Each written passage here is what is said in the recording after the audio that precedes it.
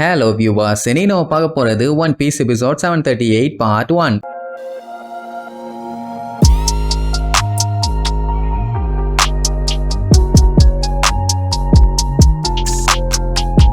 Open பண்ணா நம்ம ஏசா காட்டுறாங்க. அவனுக்கு ஒரு 20 வயசு ஆகுது. அதாவது அவன் பிளாஷ்பேக்கை சொல்லிட்டு இருக்கான். அப்படி நம்ம தலைவன் மேல உட்காந்து கடலோட அழகை ரசிச்சுக்கிட்டே போகும்போது திடீர்னு அவனுக்கு 2 பேர்த்தோட ஞாபகம் வரும். வேற யாரும் இல்ல, நம்ம லூஃபியும் ஏசும் தான். ஆனா அவங்க யாரு என்னன்னு புரியல. பட் 2 பேரும் மைண்ட்ல இருக்காங்க. என்னப்பா உறைஞ்சு போன மாதிரி உட்காந்துட்டு இருக்கேன்னு கேட்டா, கடலை பார்த்து என்ஜாய் பண்ணிட்டு இருக்கேன், வேற ஒண்ணும் இல்ல நீர்வான். என்னன்னா ஒரு மாசம் மிஷனை முடிச்சுட்டு இப்பதான் இவங்க பால்டிகோவுக்கு திரும்பி வராங்க. நம்ம தலைவர் டிராகன் போய் எல்லா மேட்டரையும் சொல்லணும்னு ரொம்ப ஆர்வமா போவாங்க. அப்படி உள்ள என்ட்ரானா அங்க எல்லாம் பரபரப்பா ஓடிட்டு இருப்பாங்க. அதுவும் இவனை பார்த்தோன்னே கரெக்டான டைம் கொண்டீங்க, சீக்கிரமா ரூமுக்கு வாங்க, ஒரு பெரிய வார் ஒண்ணு நேவிக்கும் ஒயிட் பியர்டுக்கும் இப்பதான் நடந்து முடிஞ்சு, அது என்ன எதுன்னு தெரிஞ்சுக்கலாம் வாங்கன்னு உடனே நேரா ரூமுக்கு போவாங்க. அங்க எல்லாத்துக்குமே ஒரே பதட்டம். என்னன்னா ஒயிட் பியர்டு செத்து போயிட்டான். அந்த டைம் 4 எம்பரர்ல அவனும் ஒரு ஆள் இல்ல, சோ அவனை காலி பண்ணிட்டாங்க. அடுத்தடுத்த நியூஸ் பேப்பரை படிச்சு பார்க்கும்போது ஏகப்பட்ட பஞ்சாயத்து, நேவி ஆளுகள்ல நிறைய பேர் செத்து போயிட்டாங்க, ஏகப்பட்ட பேர் இறங்கி சண்டை போட்டுருக்காங்க. அதுல மெயினா இவானும் இருந்திருக்கான்னு தெரிஞ்ச உடனே இவங்க எல்லாத்துக்கும் ஷாக்கு. ஏன்னா அவன் இவங்க கூட சேர்ந்தவனாச்சே, நல்ல வேலை அவன் சாகலன்னு சந்தோஷப்படுவாங்க. அப்போ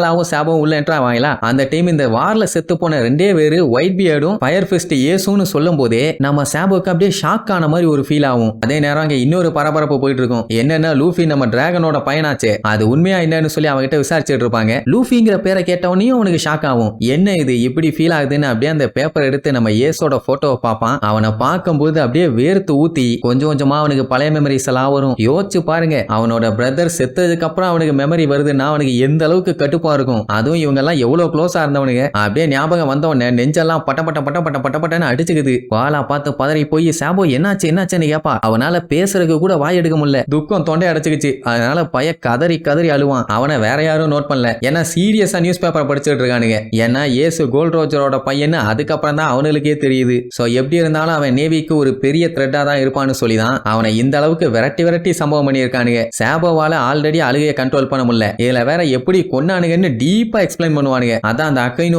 ஓங்கி அவன் பாடியிலேயே ஒரு குத்து குத்தி பாடியில ஓட்டைய போட்டு அதுக்கப்புறம் தான் அவன் செத்து போனான். என் பிரதரை காப்பாற்ற வேண்டிய நேரத்துல நான் இல்லாம போயிட்டேன்னு அவனால சுத்தமா முடியல. கம்ப்ளீட்டா அந்த பழைய நினைவுகள் எல்லாமே அவன் மைண்டுக்கு வந்துருச்சு. சரக்கெல்லாம் ஊத்தி 3 பேரும் நம்மெல்லாம் ஒண்ணுக்குள்ள ஒண்ணு, இந்த உலகத்தோட எந்த மூலைக்கு போனாலும் சரி நம்ம அண்ணன் தம்பிங்கிற உறவு என்னைக்குமே பிரியாது, நம்ம எப்பவுமே ஒன்னா இருக்கணும் அப்படின்னு சபதம் சத்திய பிரமாணம் எல்லாம் எடுத்துக்கிட்டானுங்க. கடைசியில இப்படி கோட்டை விட்டுட்டேன்னு அவன் டேபிளை போட்டு குத்த ஆரம்பிச்ச உடனே எல்லாருமே பதறுவாங்க. அதுக்கப்புறம் என்ன ஆச்சுன்னு கேட்கும்போது அப்படியே ஒரு கத்து கத்திட்டு கதறி கதறி அழுவான். நம்ம லூஃபி அவன் அண்ணன் ஏசு செத்துட்டான்னு தெரிஞ்சப்போ எந்த அளவுக்கு ஒரு துயரத்துக்குள்ள போனானோ அதே மாதிரிதான் இப்ப சாபமும் ரியாக்ட் பண்ணுவான். செத்து போனவன் ஒன்னும் தெரியாத பைரட் இல்ல, என்னோட பிரதர் ஏசு ஐயோன்னு சொல்லிட்டு அப்படியே விழுவான். அப்ப அவனுக்கு ஒரு கனவு.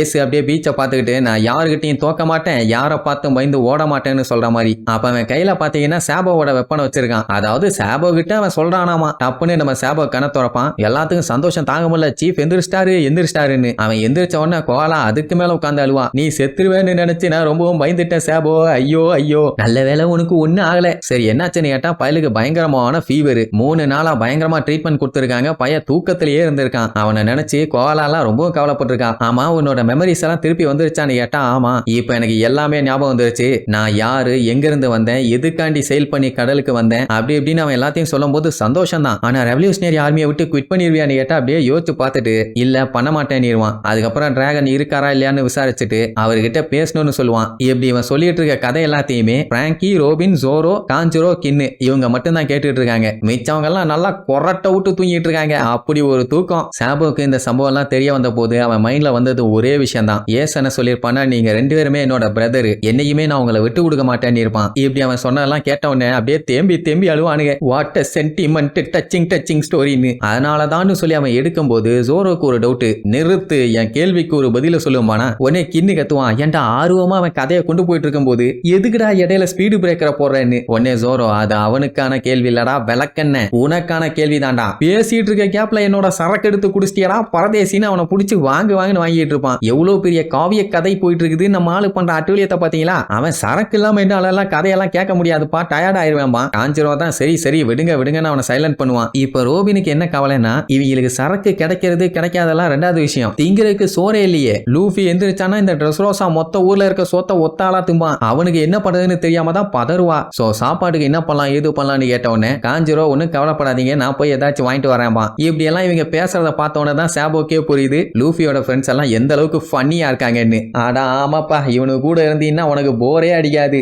என்டர்டைன்மெண்ட் பண்ணியே வைத்த புண்ணாக்கிடுவானுங்கம்பா. உடனே பிராங்கி நீ கதையை கண்டினியூ பண்ணு, எங்களால ஆர்வத்தை தாங்க முடியலமா. பண்ணிடுவோம் கண்டிப்பா கண்டினியூ பண்ணிடுவோம். ஆனா அடுத்த பாட்டுல பண்ணுவோம். டாடா.